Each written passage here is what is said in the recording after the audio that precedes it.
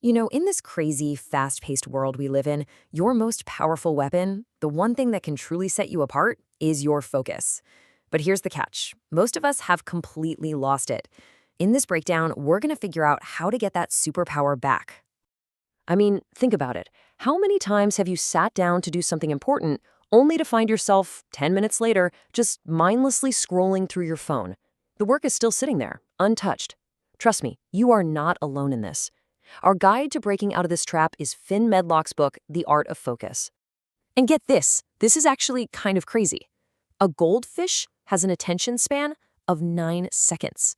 And what about us? Well, ours has now plummeted to just 8 seconds.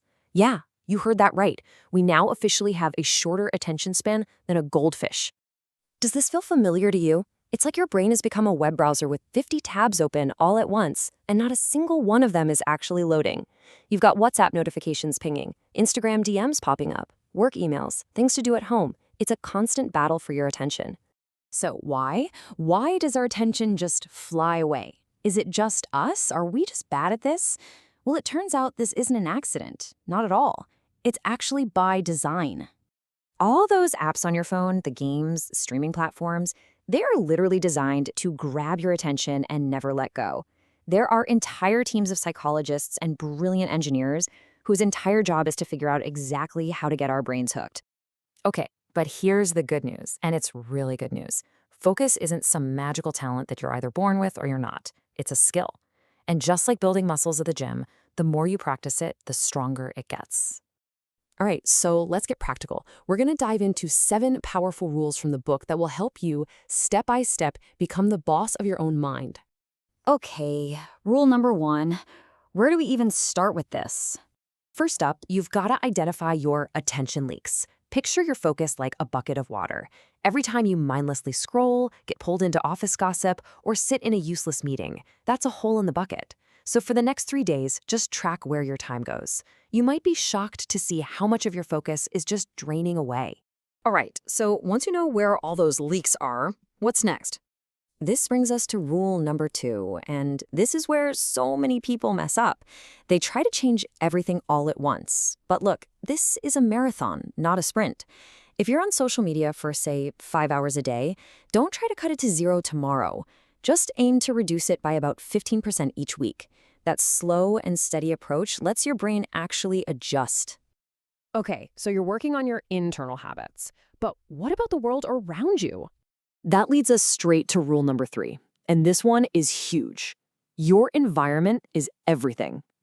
There's this amazing Japanese concept called kanso, and it's all about simplicity. The idea is that a clean, minimal workspace leads to a clean, focused mind. So try it. Clean your desk today, keep only what you absolutely need, and maybe even put your phone in another room. Now that your space is clear, it's time to actually train your brain. Rule number 4 is all about building up your mental endurance. Just like a runner builds physical stamina. And the perfect tool for this is the Pomodoro technique. It's simple. You work with intense focus for 25 minutes, then you take a 5-minute break. It's going to feel tough at first, for sure, but over time, your brain will adapt to focusing for longer and longer stretches. So building that mental muscle requires breaks, right? But here's the thing, not all breaks are actually breaks. And that's rule number 5. Your brain is not a computer. It needs to recharge. But a break does not mean swapping one screen for another to watch reels. It means taking a mindful pause. Get up, walk around, grab a glass of water, or just sit and take a few deep breaths for 5 minutes. It's a tiny investment that pays off big time in productivity. Okay, you've taken a real mindful pause. You're refreshed. Now you're ready to get back to it with some serious intensity. Which brings us to rule number 6, where we are going to bust a huge myth. Here it is. Multitasking is a lie. It doesn't exist. What you're actually doing is just switching between tasks really, really fast and doing a worse job at all of them. So try the single tasking challenge. Pick one thing, just one, and work on it for 30 minutes. No other tabs, no phone. It is the ultimate workout for your brain. So you're putting in the work, you're training your focus muscle, and just like any good workout plan, you need to see some rewards for it. And that's our 7th and final rule. You have to reward yourself. When you finish a focus session, give your brain a little treat. It's super powerful, psychologically speaking. It makes your brain want to do it again. But, and this is important, be careful that your reward isn't just another distraction. Listen to some music, go for a walk, have a favorite snack. Just don't reward yourself with 2 hours of social media. You know, at the end of the day, this isn't just about getting more work done. It's about changing your entire life.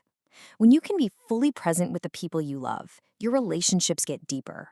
When you give your full attention to anything you do, the quality of your whole life just goes up.